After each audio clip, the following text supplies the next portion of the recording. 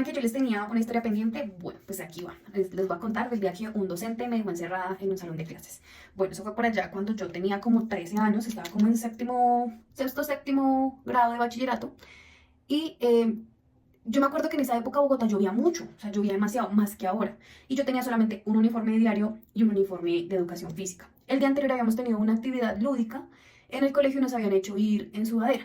Y al día siguiente pues tenía educación física y al tener un solo uniforme de educación física solamente tenía una camiseta blanca.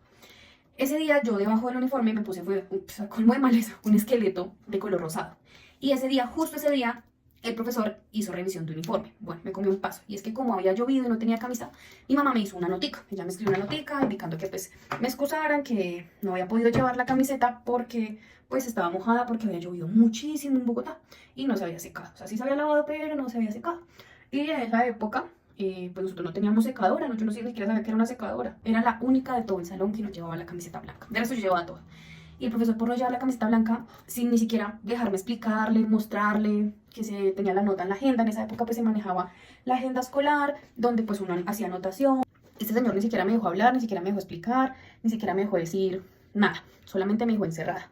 Y en esa época se manejaban unos candados así de gigantes y este señor le echó doble llave y puso tras del hecho el candado. Entonces, pues yo era una niña, tenía 13 años, lo que hice fue ponerme a llorar. Yo me puse a llorar atacada porque me sentí muy discriminada. Mis compañeros iban a hacer una actividad de fútbol o era una actividad algo así recreativa como voleibol, fútbol, algo así. Y pues yo no participé. O sea, este señor me negó la posibilidad de participar en esa actividad. Yo, como les comento, me puse a llorar, así como cuando uno llora desgarrado, literalmente como privada, me faltaba el aire y todo. Y no pasaron, creo que ni 20 minutos de que este señor me dejara encerrada, cuando él entra. Y me vio así llorando atacada y me dijo, ¿pero por qué llora? Esos no son motivos de llorar.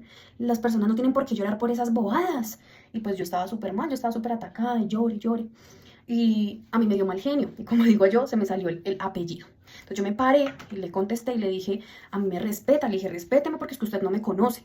Y este señor empezó a decirme, ay, es que los estudiantes quieren pasarse las normas por la faja, no sé qué.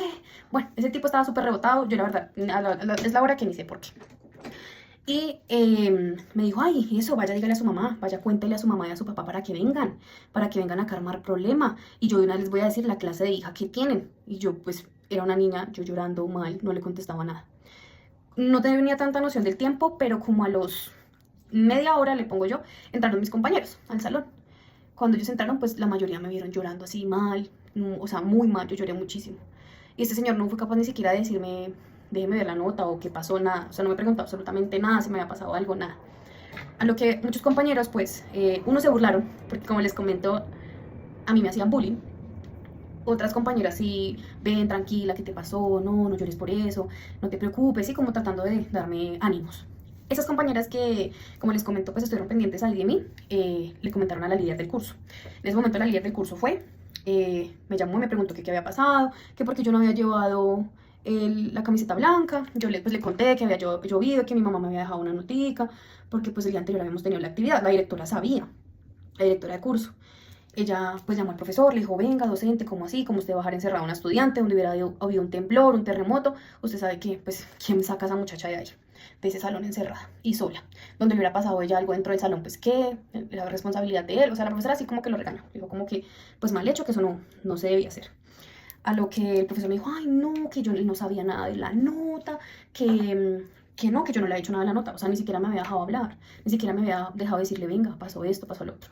Bueno, la cosa fue que ese día se habló, este docente pues me pidió disculpas, que no volvía a pasar, que lo disculpara. Y pues el tema no se escaló. Yo nunca le conté a mis papás porque era una niña, o sea, tenía 13 años, yo le tenía como miedo, como me hacían tanto bullying, yo le tenía literal miedo a la gente. Y a mis 30 años creo que es la hora que le tengo miedo a la gente. Entonces, pues como que no se escaló, no se habló con directivas, ni con rector, ni coordinación, nada. Solamente quedó como entre los tres y ya. Esa es la historia que les quería contar. Es la fecha que yo no sé ese profesor por qué me dejó encerrada, tampoco sé por qué me trató de esa manera y tampoco sé si yo me lo merecía. Entonces, eso les cuento.